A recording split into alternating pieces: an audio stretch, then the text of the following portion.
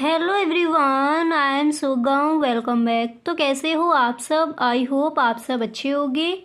स्वागत है आप सभी का आपके अपने एसपी स्टडी यूट्यूब चैनल पर। तो गाइस, आज हम इस वीडियो में लेकर आए हैं पॉलिटिकल साइंस के जो भी आपके इम्पोर्टेंट क्वेश्चन हैं इस बार के बोर्ड एग्जाम के लिए, उन सब पर यहाँ पर हम डिस्कस करेंगे। तो गाइस, जैसा कि आपने कहा था, जो क्वेश्चंस आपको दिए थे उन सारे प्रश्नों के आपको आंसर चाहिए, ठीक है। तो वो हम इस वीडियो में देखेंगे। एक बार यहाँ पर आप देख लीजिए, जो भी आपके महत्वपूर्ण क्वेश्चन हैं उन पर यहाँ पर हम डिस्कस करेंगे, ठीक है। तो आपको ये वीडियो पूरा देखना है, वीडियो को आप बिल्कुल भी स्किप ना करें, ओके। तो चलिए शुरू करते हैं। जो भी आपके महत्वपूर्ण क्वेश्चन है उन सब पर यहाँ पर हम डिस्कस करेंगे। तो आपको अगर गाइस ये वीडियो पसंद आए तो इस वीडियो को आप अपने सभी दोस्तों में एक बार शेयर जरूर करें, ओके। तो चलिए शुरू करते हैं। अब पहला प्रश्न यहाँ पर देख लीजिए क्या दिया गया है। तो देखिए, जो फर्स्ट क्वेश्चन आपका है तो यहाँ पर दिया गया है। देखिए, पहले प्रश्न को पढ़ते हैं। तो क्वेश्चन है कि भारत में दलित राजनीति के मुख्य तत्व बताएं। क्वेश्चन क्या है? भारत में दलित राजनीति के मुख्य तत्व बताएं। तो देखिए, जब आप इस प्रश्न का आंसर लिखोगे तो सबसे पहले यहाँ पर आप हेडिंग डालोगे कि भारत में दलित राजनीति के तत्व। इसके बाद आपको लिखना है कि यह एक ऐतिहासिक सच है, ठीक है। देखिए, इतना लिखने के बाद यह एक ऐतिहासिक सच है, पहले आपको इस तरह से लिखना है। फिर देखिए, इसके बाद आप लिखोगे कि हमारे समाज में दलित वर्ग सबसे अधिक शोषित रहा है। तो भारत में दलित राजनीति के मुख्य तत्व कौन कौन से हैं वो आपको बताने हैं, ठीक है। तो सबसे पहले आपको करना क्या है कि भारत में दलित राजनीति के मुख्य तत्व, इस तरह से आप हेडिंग डालोगे। गाइस देखिए, अगर आप 90+ स्कोर करना चाहते हो तो इतने अच्छे से आपको बोर्ड एग्जाम में लिख कर आना है। कोई भी प्रश्न पूछा गया है तो पहले आप हेडिंग डालिए, ठीक है। फिर उसके बाद यहाँ पर आपको एक लाइन कर देनी है, उसके बाद आप आंसर लिखोगे, ठीक है। क्वेश्चन नंबर डालकर जब आप आंसर लिखोगे तो इस तरह से आपको हेडिंग, जितने भी आपके प्रश्न दिए गए हैं उन सारे प्रश्नों के आंसर लिखने से पहले आप हेडिंग डालेंगे, ठीक है। और गाइस, इस तरह से अपनी तैयारी कीजिए कि पॉलिटिकल साइंस में आपका एक भी नंबर ना छूटे। तो यहाँ पर आपको जितने भी क्वेश्चंस दिए जाए आज ही आप इन सारे क्वेश्चंस के आंसर को तैयार कर लेंगे, ठीक है, सही ढंग से। तो प्रश्न हमारा क्या था कि भारत में दलित राजनीति के मुख्य तत्व बताइए। तो इस तरह से हेडिंग डालने के बाद फिर आपको इस तरह से लिखना है कि यह एक ऐतिहासिक सच है कि हमारे समाज में दलित वर्ग सबसे अधिक शोषित रहा है। यह एक ऐतिहासिक सच है कि हमारे समाज में दलित वर्ग सबसे अधिक शोषित रहा है। इसके बाद आप लिखोगे कि इस वर्ग को सामाजिक, आर्थिक व राजनीतिक स्तर व अन्याय, असमानता व शोषण झेलना पड़ा है, ठीक है। इस तरह से आपको लिखना है। अब जितने भी यहाँ पर आपको आंसर दिए जाए साथ ही साथ इनको आप याद भी करते चलिए, ठीक है। तो देखिए, यह एक ऐतिहासिक सच है कि हमारे समाज में दलित वर्ग सबसे अधिक शोषित रहा है। इस वर्ग को सामाजिक, आर्थिक व राजनीतिक स्तर पर अन्याय, असमानता व शोषण झेलना पड़ा है। इसके बाद देखिए आप लिखोगे, इसके बाद आपको लिखना है कि आज़ादी के बाद प्रजातंत्रीय वातावरण में दलितों को शिक्षा के अवसर मिले, ठीक है। इस तरह से आप लिखोगे, शिक्षा के अवसर मिले। इसके बाद आपको लिखना है इनकी आर्थिक स्थिति में भी सुधार हुआ, जिससे इनमें राजनीतिक जागरूकता, देखिए, जिससे इनमें राजनीतिक जागरूकता का भी विकास हुआ, ठीक है। पहले आप इस तरह से लिखोगे। फिर इसके बाद आपको लिखना है, अब देखिए, इसके बाद आप लिखोगे कि इन्हें अपने अधिकारों का भी एहसास हुआ, ठीक है। इन सबके फलस्वरूप इन्होंने अपने हितों की रक्षा के लिए संगठन बनाना प्रारंभ किए, जिससे पैथर्स भी एक प्रमुख दलित संगठन है, ठीक है। फिर इसके बाद आप लिखोगे कि दलित पैथर का गठन महाराष्ट्र से दलित युवकों ने 1972 में किया, ठीक है, 1972 में किया। अब देखिए, इतना लिखने के बाद फिर आप इस तरह से लिखोगे कि 1972 में किया। दलित पैंथर्स के सम्मुख निम्न प्रमुख मुद्दे थे। वो कौन कौन से थे उनको यहाँ पर देख लीजिए। इसके जो निम्न प्रमुख मुद्दे वो कौन कौन से, इनको देखिए पॉइंट बाय पॉइंट आपको वहाँ पर लिखना है। ठीक है, तो देखिए फर्स्ट आप लिखोगे कि जातिवाद का विरोध करना। इसके बाद सेकंड आपको लिखना है कि संवैधानिक प्रावधानों को लागू करना। इसके बाद थर्ड नंबर पर आप लिखोगे कि दलित महिलाओं पर हो रहे अत्याचारों को रोकना। अब देखिए इतना लिखने के बाद, अत्याचारों को रोकना, इतना लिखने के बाद फिर आपको नेक्स्ट लिखना है कि सामाजिक भेदभाव को समाप्त करना। एंड पांचवा आप लिखोगे कि दलितों पर हो रहे अत्याचारों का विरोध करना। एंड छठा लिखोगे भूमिहीन गरीबों किसानों के हितों की रक्षा करना। ठीक है, तो दलित पैंथर्स के जो सम्मुख निम्न प्रमुख मुद्दे हैं वो ये है, इनको भी आपको याद कर लेना है। ठीक है, कौन कौन से हैं? पहला है जातपात का विरोध करना, दूसरा है संवैधानिक प्रावधानों को लागू करना, तीसरा है दलित महिलाओं पर हो रहे अत्याचारों को रोकना, एंड चौथा है सामाजिक भेदभाव को समाप्त करना, पांचवा है दलितों पर हो रहे अत्याचारों का विरोध करना, एंड छठा है भूमिहीन गरीब किसानों के हितों की रक्षा करना। ठीक है, अब इसके बाद यहाँ पर देखिए जो आपका नेक्स्ट क्वेश्चन है वो क्या दिया गया उसको पढ़ लीजिए। तो देखिए सेकंड क्वेश्चन यहाँ पर है कि संक्षेप में परमाणु युद्ध के प्रभावों का वर्णन करें।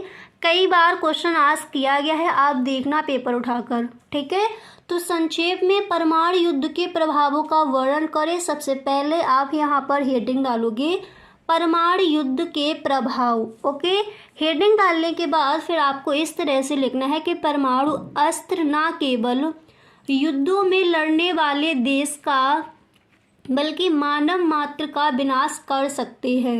ठीक है, क्या दिया गया था कि संक्षेप में परमाणु युद्ध के प्रभावों का वर्णन करें।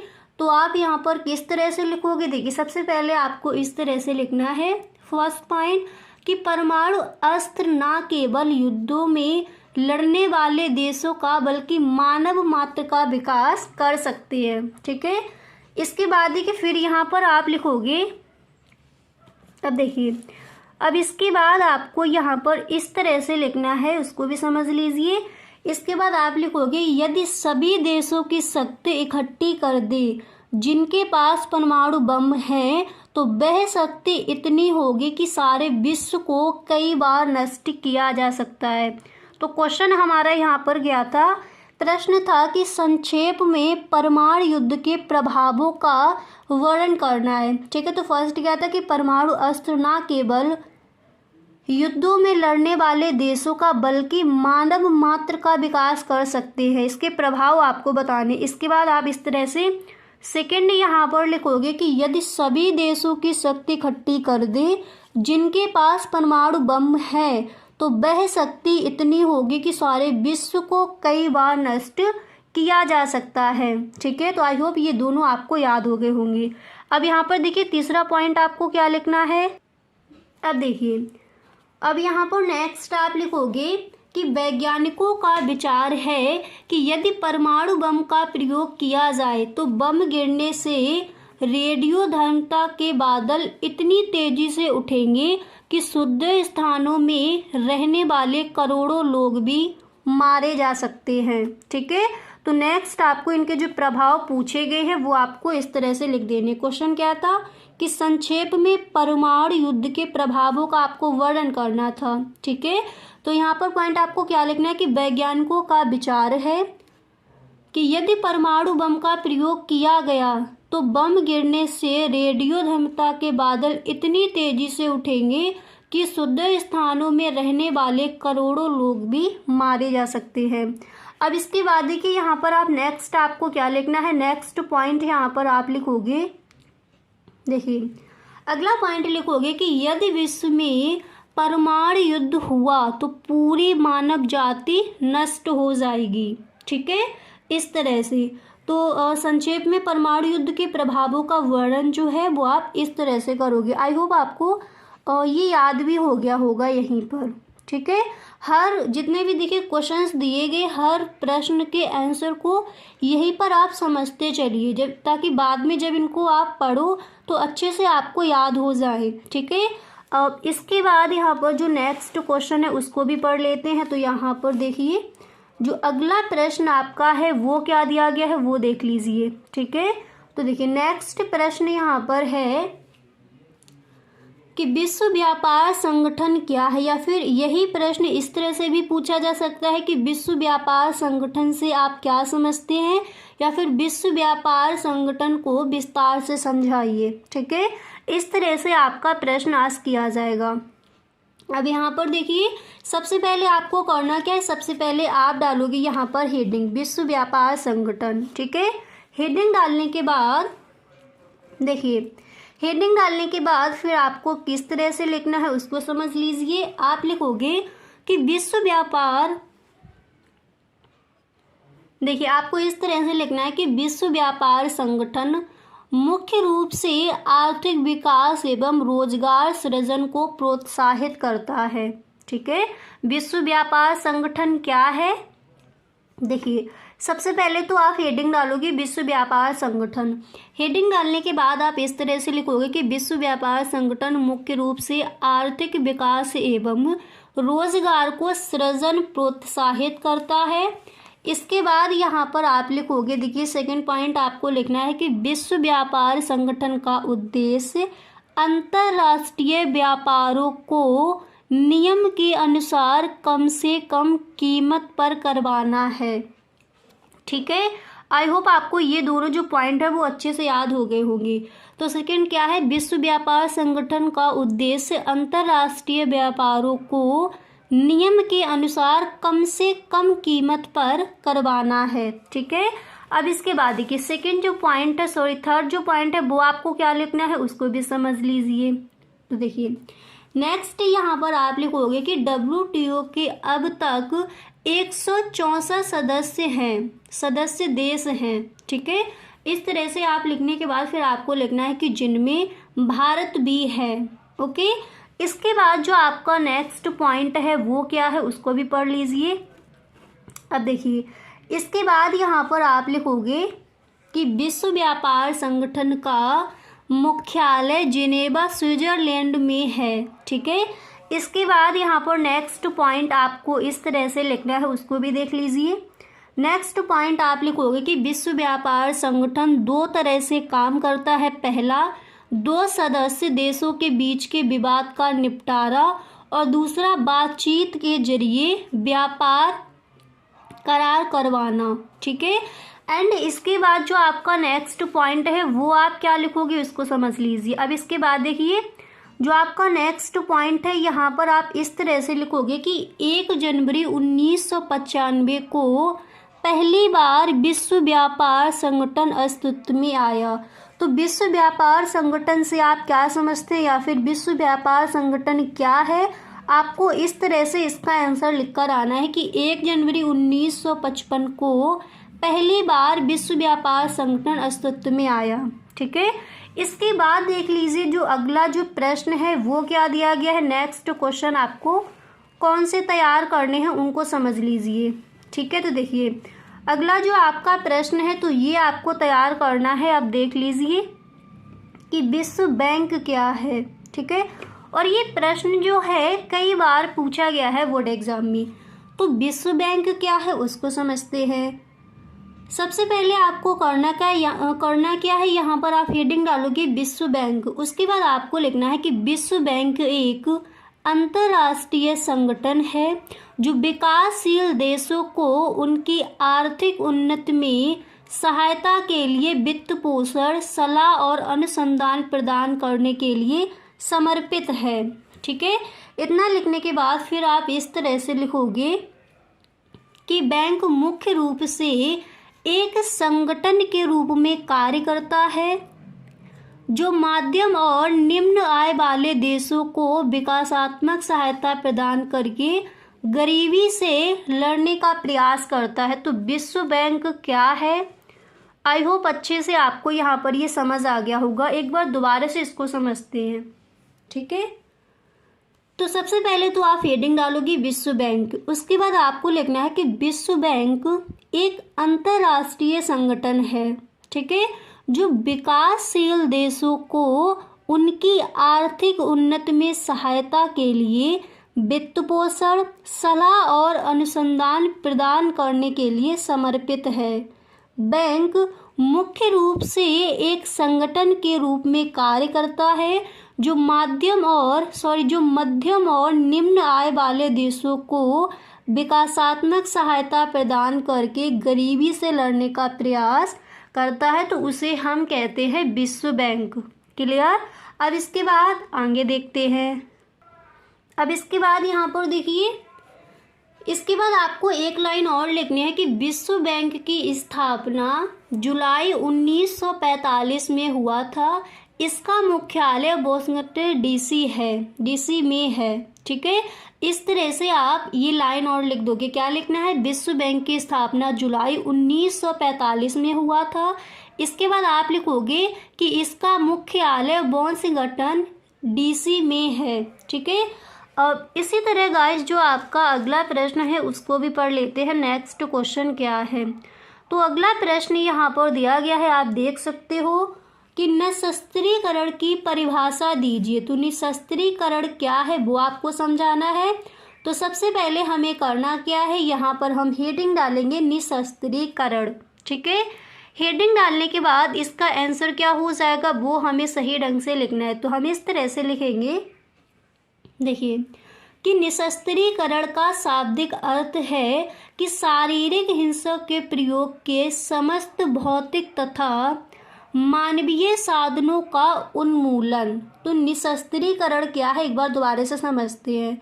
तो निशस्त्रीकरण का शाब्दिक अर्थ है कि शारीरिक हिंसा के प्रयोग के समस्त भौतिक तथा मानवीय साधनों का उन्मूलन। इसके बाद आप लिखोगे यह एक कार्यक्रम है जिसका हथियारों के अस्तित्व और उनकी प्रकृति से उत्पन्न कुछ विशिष्ट खतरों को कम करना है। उसे हम बोलेंगे निशस्त्रीकरण। या फिर निशस्त्रीकरण क्या है या फिर निशस्त्रीकरण से आप क्या समझते हैं, किसी भी तरह से प्रश्न आपका आस्क किया जाए, इसका जो आंसर है आप इस तरह से लिखकर आ सकते हो। क्लियर। अब इसी तरह से जो नेक्स्ट प्रश्न है, अगला क्वेश्चन क्या है उसको भी देख लेते हैं। तो देखिए नेक्स्ट जो प्रश्न है तो वो यहाँ पर क्या दिया गया है, और आप पेपर उठाकर देखना, ये क्वेश्चन कई बार पूछा गया है बोर्ड एग्जाम में, ठीक है। तो देखिए ये प्रश्न आपका यहाँ पर दिया गया है कि तीसरी दुनिया से आप क्या समझते हैं। तो तीसरी दुनिया से आप क्या समझते हैं इसको भी समझ लेते हैं। सबसे पहले आप तो हेडिंग डालोगे कि तीसरी दुनिया। इसके बाद आपको यहाँ पर लिखना है कि गुटनिरपेक्ष आंदोलन को तीसरी दुनिया के लोगों ने तीसरे विकल्प के रूप में देखा। क्या है? गुटनिरपेक्ष आंदोलन को तीसरी दुनिया के लोगों ने तीसरे विकल्प के रूप में देखा। तीसरी दुनिया का अर्थ तटस्थता, धर्म को निभाना भी नहीं है, ठीक है। एंड इसके बाद यहाँ पर आप लिखोगे, देखिए इसके बाद आपको लिखना है कि ऐसे देश युद्ध में संलग्न नहीं होते, ना ही युद्ध के सही गलत होने के बारे में उनका कोई पक्ष होता है। इसके बाद आप लिखोगे कि कई कारणों से तीसरी दुनिया के देश, जिसमें भारत भी शामिल है, युद्ध में शामिल हुए हैं। इसके बाद यहाँ पर आप लिखोगे, देखिए युद्ध में शामिल हुए हैं। इसके बाद आपको यहाँ पर लिखना है कि इन देशों ने दूसरे देशों के बीच युद्ध को होने से टालने के लिए काम किया है और हो रहे युद्ध के अंत के लिए प्रयास किए हैं। तीसरी दुनिया के देशों के विकास में शांति, स्थिरता और समृद्धि प्रदान करने में गुटनिरपेक्ष आंदोलन ने अपनी महत्वपूर्ण भूमिका निभाई है। तो अब एक बार इसको दोबारा से समझ लेते हैं कि तीसरी दुनिया क्या है। ओके, तो देखिए गुटनिरपेक्ष आंदोलन को तीसरी दुनिया के लोगों ने तीसरे विकल्प के रूप में देखा। तीसरी दुनिया का अर्थ तटस्थता, धर्म को निभाना भी नहीं है। ऐसे देश युद्ध में संलग्न नहीं होते, ना ही युद्ध के सही गलत होने के बारे में उनका कोई पक्ष होता है। कई कारणों से तीसरी दुनिया के देश, जिसमें भारत भी शामिल है, युद्ध में शामिल हुए हैं। इन देशों ने दूसरे देशों के बीच युद्ध को होने से टालने के लिए काम किया है और हो रहे युद्ध के अंत के लिए प्रयास किए हैं। तीसरी दुनिया के देशों ने विकास में शांति, स्थिरता और समृद्धि प्रदान करने में गुटनिरपेक्ष आंदोलन ने अपनी महत्वपूर्ण भूमिका निभाई। तो तीसरी दुनिया क्या है? आई होप अच्छे से आपको इस प्रश्न का जो आंसर है वो समझ आ गया होगा। ठीक है, इसके बाद जो नेक्स्ट क्वेश्चन है उसको भी पढ़ लेते हैं। जो अगला प्रश्न आपका है वो क्या दिया गया है और नेक्स्ट प्रश्न आपको कौन सा तैयार करना है। ठीक है, तो चलिए उसको भी देख लेते हैं। अगला प्रश्न आप कौन सा तैयार करोगे? तो देखिए यहाँ पर जो आपका नेक्स्ट क्वेश्चन है, तो यहाँ पर दिया गया है कि भाषा नीति क्या है। ठीक है, प्रश्न क्या है कि भाषा नीति क्या है वो आपको बतानी है। तो देखिए किस तरह से आपको लिखना है। देखिए सबसे पहले आपको यहाँ पर डालनी है हेडिंग। ओके, आप यहाँ पर हेडिंग डालोगे भाषा नीति। उसके बाद आप लिखोगे कि भारत विविधतापूर्ण देश है जहाँ 114 से अधिक प्रमुख भाषाओं का प्रयोग होता है। इसमें इन सभी भाषाओं के प्रति आदर होना चाहिए। ये सब मिलकर हमारी भाषाई एकता को मजबूती प्रदान करते हैं, साथ ही इन्हें विकसित होने में मदद करते हैं। तो देखिए भाषा नीति क्या है पहले यहाँ पर समझ लीजिए, उसके बाद आगे देखते हैं। तो देखिए भारत विविधतापूर्ण देश है, ठीक है, जहाँ 114 से अधिक प्रमुख भाषाओं का प्रयोग होता है। इसमें इन सभी भाषाओं के प्रति आदर होना चाहिए। ये सब मिलकर हमारी भाषाई एकता को मजबूती प्रदान करते हैं, साथ ही इन्हें विकसित होने में मदद करते हैं। एंड इस इतना लिखने के बाद फिर इसके आगे आप लिखोगे, अब यहाँ पर देखिए उतना लिखने के बाद साथ ही इन्हें विकसित होने में मदद करते हैं। उतना लिखने के बाद फिर आप लिखोगे कि भारतीय संविधान में प्रमुख भाषाओं को समाहित किया गया। तो भाषा नीति क्या है, इस तरह से आप लिखोगे। इसके बाद आपको लिखना है जैसे हिंदी, अंग्रेजी, बांग्ला, तेलुगु, कन्नड़ आदि। फिर आप लिखोगे कि भारतीय संविधान में 22 भाषाओं का वर्णन है। यही भाषा नीति है जिसे अपनाकर राष्ट्रीय एकता को सबल बनाया गया है। ठीक है, तो उसे हम कहते हैं भाषा नीति। ओके, तो आप किस तरह से लिखोगे कि भारत विविधतापूर्ण देश है जहां 114 से अधिक प्रमुख भाषाओं का प्रयोग होता है। इसमें इन सभी भाषाओं के प्रति आदर होना चाहिए। ये सब मिलकर हमारी भाषाई एकता को मजबूती प्रदान करते हैं और साथ ही इन्हें विकसित होने में मदद करते हैं। भारतीय संविधान में प्रमुख भाषाओं को समाहित किया गया है। किसे किसे? हिंदी, अंग्रेजी, बांग्ला, तेलुगु, कन्नड़ आदि। फिर आप लिखोगे कि भारतीय संविधान में 22 भाषाओं का वर्णन है। यही भाषा नीति है जिसे अपनाकर राष्ट्रीय एकता को सबल बनाया गया है। ठीक है, इस तरह से आप जो आपका क्वेश्चन था कि भाषा नीति क्या है, इस तरह से आप लिख कर आओगे। क्लियर? इसके बाद देख लीजिए जो नेक्स्ट क्वेश्चन है वो क्या दिया गया है। तो यहाँ पर देखिए अगला जो प्रश्न है वो क्या है उसको देखते हैं। तो देखिए नेक्स्ट जो क्वेश्चन है यहाँ पर आप देख सकते हो। तो प्रश्न आपका यहाँ पर दिया गया है कि नई विश्व व्यवस्था क्या है। ओके, तो नई विश्व व्यवस्था क्या है इसको समझते हैं। सबसे पहले हमें करना क्या, यहाँ पर हेडिंग डालेंगे नई विश्व व्यवस्था। हेडिंग डालने के बाद हमें यहाँ पर इस तरह से लिखना है कि नई विश्व व्यवस्था सोवियत संघ के बाद अमेरिका एकमात्र महाशक्ति के रूप में विश्व पटल पर और अधिक शक्तिशाली रूप में अवतरित हुआ और धीरे धीरे विश्व व्यवस्था पर उसका वर्चस्व स्थापित हो गया।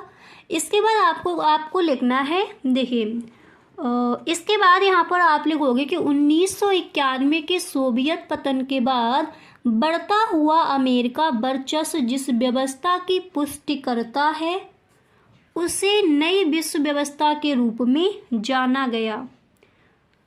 तो नई विश्व व्यवस्था क्या है, आशा करती हूँ अच्छे से ये आपको समझ आ गया होगा। ठीक है, अब इसके बाद जो नेक्स्ट क्वेश्चन है, अगला प्रश्न क्या है उसको भी पढ़ लेती है। ठीक है, तो नई विश्व व्यवस्था क्या है, आई होप आपको क्लियर हो गया होगा। अब देखिए वर्चस्व का क्या अर्थ है उसको समझते हैं, और ये प्रश्न आपका कई बार पूछा भी गया है। तो देखिए वर्चस्व क्या है, सबसे पहले हेडिंग डालोगे वर्चस्व। ओके, हेडिंग डालने के बाद देखिए, हेडिंग डालने के बाद आपको यहाँ पर इस तरह से लिखना है कि वर्चस्व का अर्थ किसी एक देश की अगुवाई या प्राबल्य से है। वर्चस्व को 3 अर्थों में देखा जा सकता है, सैन्य शक्ति के अर्थ में, वैश्विक अर्थव्यवस्था के अर्थ में तथा सांस्कृतिक अर्थ में। अमेरिका का इन तीनों ही क्षेत्रों में वर्चस्व स्थापित है। तो वर्चस्व है क्या, वर्चस्व हम किसे कहेंगे, एक बार दोबारा से समझिए। देखिए वर्चस्व का अर्थ किसी एक देश की अगुवाई या प्राबल्य से है। वर्चस्व को 3 अर्थों में देखा जा सकता है, सैन्य शक्ति के अर्थ में, या फिर वैश्विक अर्थव्यवस्था के अर्थ में तथा सांस्कृतिक अर्थ में, और अमेरिका का इन तीनों ही क्षेत्रों में वर्चस्व स्थापित है। ठीक है, आई होप आपको गाइस यहाँ पर देखिए आपको 9 क्वेश्चंस बताए गए। इसी तरह से कुछ और भी आपके प्रश्न हैं वो हम नेक्स्ट वीडियो में देखेंगे। ठीक है, तो जो भी आपके महत्वपूर्ण क्वेश्चन थे वो यहाँ पर हमने आपको बता दिए। अब मिलते हैं गाइस नेक्स्ट वीडियो में। तो जैसा आप बोलते हो उसी के हिसाब से वीडियो मैं बनाती हूँ, तो प्लीज़ आप एक बार सभी दोस्तों में इसको आप शेयर ज़रूर करें। ठीक है, और गाइस अगर आपको वीडियो अच्छा लगा है तो इसको आप एक लाइक कर दें। अगर आप चैनल पर पहली बार आए हो तो इस चैनल को सब्सक्राइब कर लेना एंड बेल आइकन को भी प्रेस कर देना, ताकि वीडियो की जो भी नोटिफिकेशन हो सबसे पहले आपके पास पहुँचे, और हर सब्जेक्ट में इसी तरह से आप अपने पूरे के पूरे नंबर लेकर आओ। Okay, thank you so much.